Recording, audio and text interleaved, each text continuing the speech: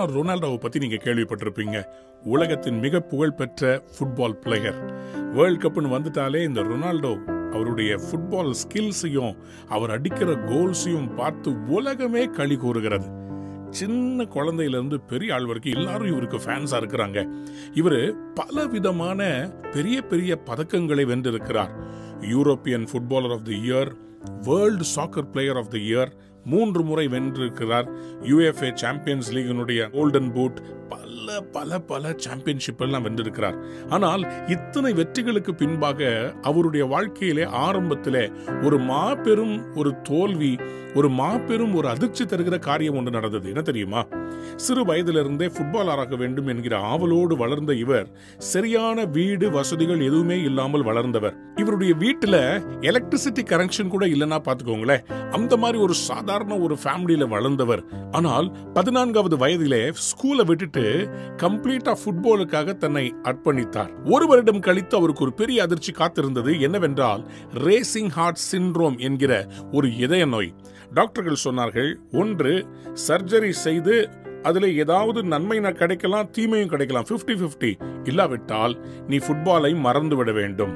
Ronaldo தீர்மானித்தார், இல்லை, நான் surgery செய்ய போகிறேன் என்று தைரியமாக அந்த சர்ஜரியை பண்ணி அதிலிருந்து ரிகவர் ஆகி கஷ்டப்பட்டு இரவும் பகலும் பிராக்டிஸ் பண்ணி இன்றைக்கு உலகத்தினுடைய தலை சிறந்த ஒரு ஃபுட்பால் பிளேயராக அவர் திகழ்கிறார். இதுல இருந்து நம்ம கற்றுக்கொள்ளுகிற பாடம் என்ன? நம்முடைய வாழ்க்கையில என்ன தடை வந்தாலும் தரிசனம் வைத்திருந்தால் we can become champions. ஆதியாகமத்தின் புஸ்தகம் 49ஆம் அதிகாரம் 19ஆம் வசனத்தை வாசித்து பார்க்கும்போது, காத் என்கிறவன் மேல் ஒரு ராணுவம் வருமா, ஒரு பெரிய சேனையே வருமா. In English, Gad, a troop shall overcome him. ஆனா இப்படிப்பட்ட ஒரு பெரிய சேனை போன்ற ஒரு எதிர்ப்பு வந்தாலும் அந்த வசனம் இப்படி அங்க முடிகிறது, but he shall overcome at the last. ஆனால் கடைசியில் காத்து தான் ஜெயிப்பானா. இன்றைக்கு உங்களை பார்த்து கடவுள் சொல்லுகிறார், எத்தனை தோல்விகளை நீங்கள் ஃபேஸ் பண்ணியிருந்தாலும் வாழ்க்கையில அதை ஆண்டவர் ஆசீர்வாதமாக மாற்றப் போகிறார். ஒரு மனிதனுடைய வாழ்க்கையிலே அவன் ஜெயிக்கும் போது எல்லாரும் அந்த டிக் மார்க்கை பார்க்கிறாங்க. நான் இந்த அழகான படத்தை பார்த்தேன். இதுல பாருங்களேன், எத்தனை இன்ட்டு இருந்திருக்குது, எத்தனை தோல்விகள் இருக்கிறது. ஆனா ஃபைனலா ஒரு டிக்கு வந்த உடனே அவனை சாம்பியன் எல்லாரும் கொண்டாடுறாங்க. நீங்களும் அப்படிதான். இன்றைக்கு இருக்கிற தோல்விகளை கண்டு துவண்டு போய்விடாதீர்கள்.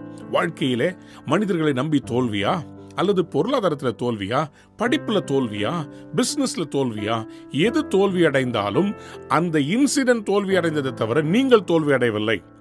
+2ல ஃபெயில் ஆயிருந்தா +2 மார்க் தான் ஃபெயில் ஆச்சே தவிர நீங்க வாழ்க்கையில தோற்கவில்லை. கர்த்தர் இன்னைக்கு உங்களை பார்த்து சொல்றார், கடைசியில நீர்தான் வெல்வாய். இன்றைக்கு ஆண்டவர் உங்களை பார்த்து சொல்கிறார், நீங்கள் ஒரு தோல்வி அல்ல, முடிவில் நீங்கள் தான் ஜெயிக்க போகிறீர்கள். Today God wants to let you know that you are an overcomer. You will overcome at the last. God bless you. Have a wonderful day.